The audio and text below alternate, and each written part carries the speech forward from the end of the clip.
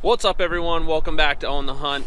Today we are here at Outdoor Sportsman, a local outdoor shop. Pretty awesome store. They've got a beautiful gun range. We're gonna go down there and get a thermal scope sighted in on my new rifle, and I want to bring you guys along because I get a lot of questions about how to properly sight in a thermal scope. So hopefully I can answer all those questions in this video. Gonna be a quick one. It's really cold out. We're starting to get a little rain, spitting snow, so gonna try and make this as quick as I can, guys.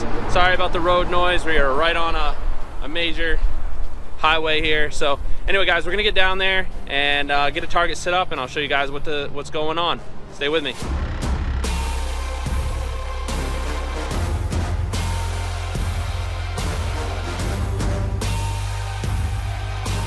All right guys, well we made it down here to the range. So first things first, we have to make ourselves a target that we can shoot with a thermal optic. So obviously thermal picks up heat.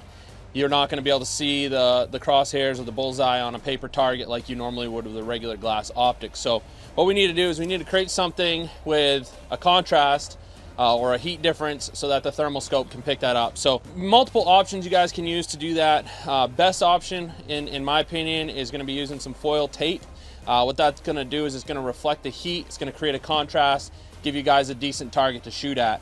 Another option would be like a hot hands, which is a hand warmer. You shake them up. Some of them have sticky backs. You could stick them on your target. You could staple them on your target, whatever. Those work really well too. The only downside to those is they have quite a bit of heat flare, and so it's a little bit harder to know exactly where you're shooting and be as pinpoint accurate with that as far as your point of aim goes. So this seems to work a little better. What I'm going to do is basically create an X on this box. I'm going to leave the center of that X open. That's going to give me a very good point of aim, and so hopefully we'll be able to clearly distinguish a good point of aim and get a decent sight picture on it.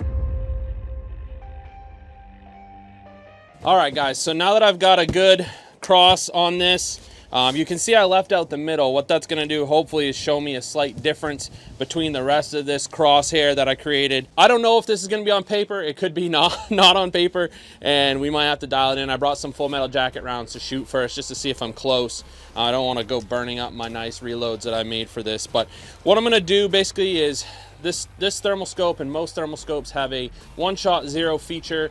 So technically you should only have to shoot one. If you're on paper, move your reticle to that point of impact, go back, shoot at the same point of aim, and you should get a center hit. So that's the goal here today. What I'm going to do is, once I'm on paper, hopefully the first shot, I'm going to take a small square of that tin tape, go down and cover that point of impact with that tape, and so then I should be able to come back to the bench, move my crosshair down to that, hit OK on the scope, and I should be able to shoot one more shot, be zeroed, and I'll shoot another one just for good measure. So hopefully that works. If not, it's going to be a long day because it's cold and very windy. So stay tight.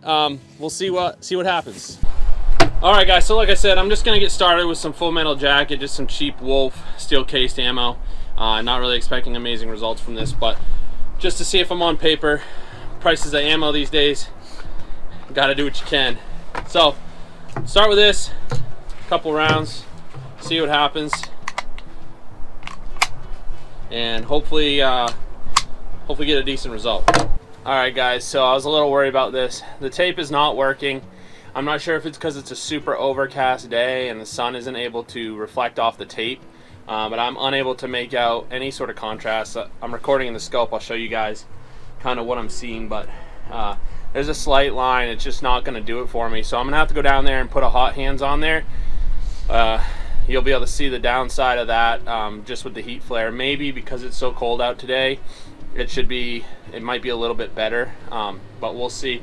So I'm gonna go down there, get that hot hands put on there, hopefully come back and have a much better result there. Okay guys, I got the hot hands put out there. I can see it really good in the scope, so it's gonna work great this time. Like I said, there's many ways to skin a cat when it comes to zeroing a thermal scope. Just so happens we're going to use the hot hands method today.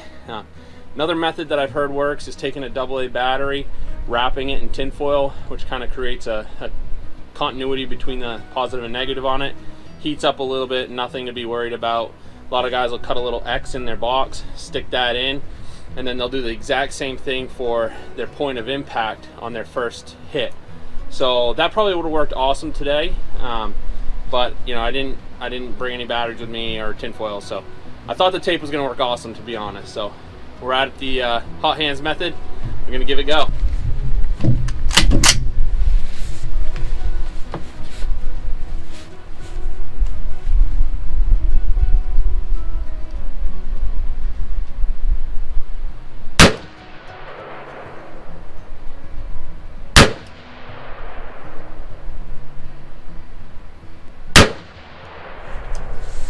Alright guys, that's 3 rounds of the full metal jacket.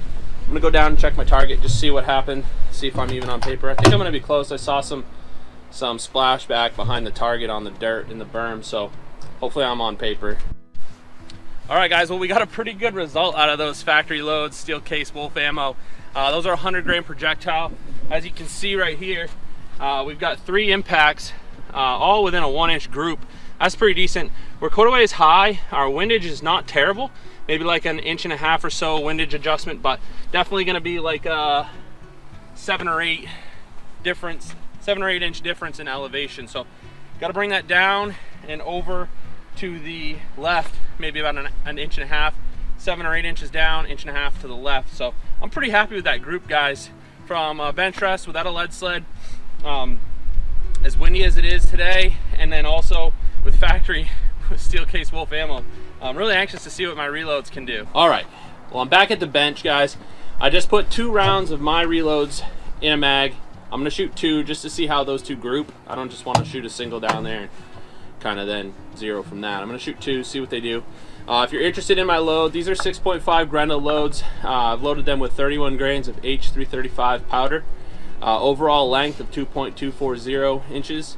And my projectile is a Nosler Varmageddon 90 grain. I do know Nosler has discontinued that projectile, so you can't get them anymore. Luckily I have about 200 of those, so it'll be a while before I blast through those, but probably my next best choice after that would be like the 95 grain Hornady VMAX. I really love the VMAX, so that'll be what I go to once I'm out of these.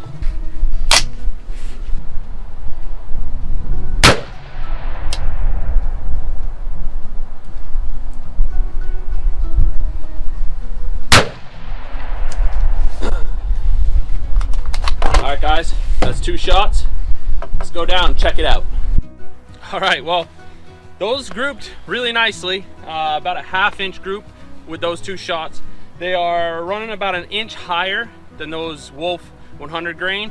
And so, kind of expect that. I mean, it's a 10 grain lighter projectile. So that's running pretty true. So if you want to check this out, guys, I've got, obviously these are those three first impacts, then these are the 2 with my reload. So literally, you know, a half inch group at 100 yards. Really pleased with that. Gotta go make an adjustment to the scope. I'll show you guys how the freeze frame works in the Pulsar scope. It's wicked cool, guys. They have got that thing figured out. And so hopefully it only takes maybe like 1 more shot. I'll probably shoot 2 after that first adjustment, see how they do on the hot hands. We should have a pretty good impact in the center of that hot hands. That's what I'm going for, guys. Okay, so now it's time to actually zero this thing. I'll explain how it's done with this scope specifically, but guys, most thermal scopes and even most night vision scopes are gonna have this feature. It's called a one-shot zero. They don't all work the same. ATN's is different. ATN doesn't have a freeze frame like the Pulsar does, and I don't know if like AGM or iRay or you know any of the other thermals, I don't know if they have the freeze frame option, but I'm going to show you guys the freeze frame option in this because it works extremely slick, and obviously that's what I'm using.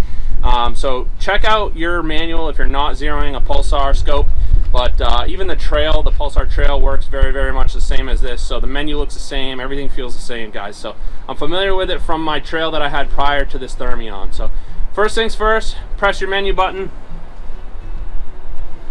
You're going to want to press and hold it. And that's going to bring up your side menu, and then you're going to use your turret over here on the side. You're going to want to scroll down to, let's see, zeroing, reticle and zeroing. Tap your middle button again. Leave it on zeroing profile A, at least for me.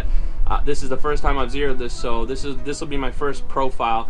Now if you had a different rifle, different caliber, and you wanted to zero it for a different profile, obviously you'd change the profile. So then what I'm going to do is I'm going to go down to add new distance, say 100 yards. That's perfect. Press and hold your menu button to get out. Now I'm in the windage and elevation mode, but what I want to do is go down to freeze. So what I need to do is I need to get this rifle exactly where my point of impact was, and I have to obviously zoom in first. Got to go up to magnification, hit menu, then turn your dial forward. That's going to give you your max magnification. Hit your menu button again, that'll get you back. Go down to freeze. What you want to do, alright guys, so I got my freeze frame, and now what I need to do is go up to windage and elevation, click on that, and then what I'm going to do is I'm going to move my reticle up to where my point of impact was, and I'm doing that by scrolling up. I'm going to move that up to the box where my point of impact was. Okay, and when I get it there, I'm going to hit OK. Now I'm going to move my windage over to my point of impact. Hit OK. Hold your menu button. Hold your menu button again. Now you're out and you've zeroed it. So now what I should be able to do is I should be able to fire a shot and pretty much be center mass, perfect bullseye. Could be a little off, could be a little skewed, guys, and the reason why is because I'm not using a lead sled to steady this rifle, so when I did my freeze frame, I wasn't 100% exactly in the middle of the hot hands, but I'm dead nuts as far as like I made sure to adjust for that on the windage and elevation, so you're gonna have to play with it a little bit. Obviously it could take a little trial and error, but the good news is it's very, very simple to use and easy to get back to as far as the menu options and whatnot. So a lead sled definitely would have helped in this instance. I would highly suggest you shoot from one of those, at least when you're doing the freeze frame, just because you know you go to press that button and your rifle can definitely move some. So we're gonna give this a shot, see what happens.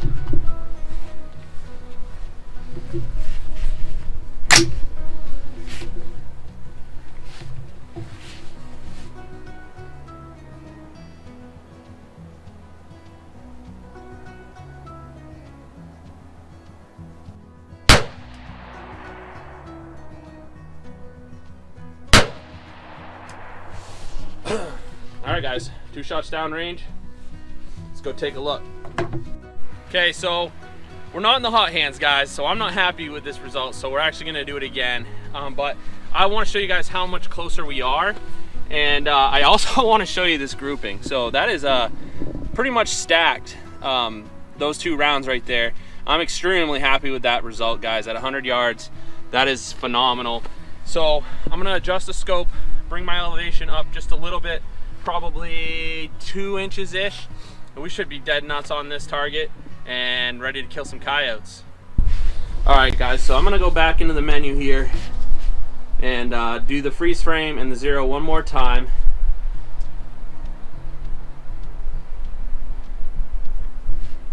Obviously got to go to magnification, set our magnification to max, go down to freeze frame, and I'm going to click that.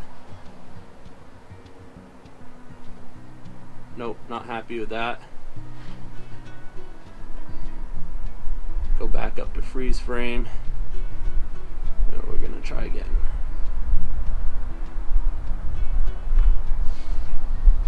Alright, so we got our freeze frame.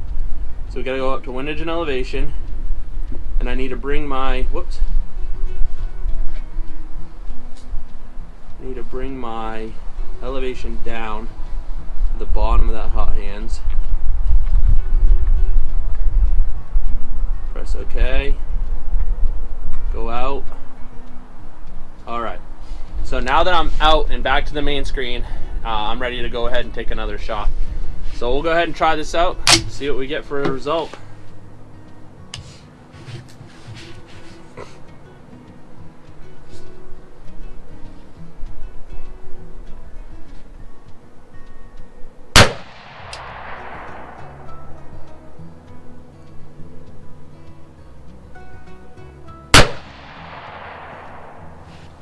I feel like I pulled that last one, guys. My first one felt good there. I'm gonna shoot one more.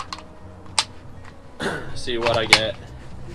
It's probably wasn't a terrible shot, but I feel like I pulled it.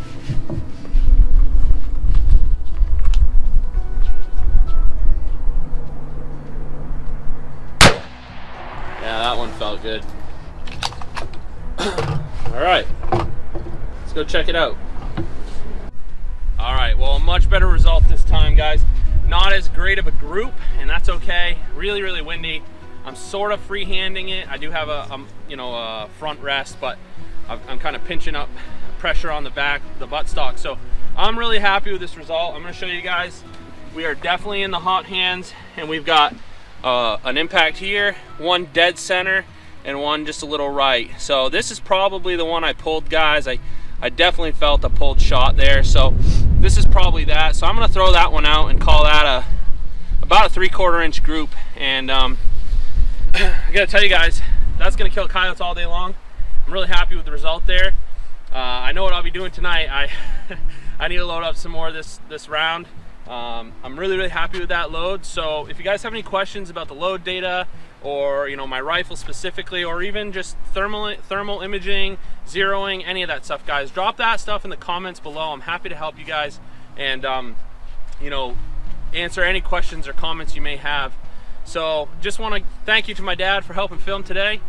Big help. Want to thank Outdoor Sportsman for letting us use their range today. Beautiful facility here. Couldn't ask for much better, really, guys. A little cold today, a little windy, but all in all, fun to get out, shoot the rifle.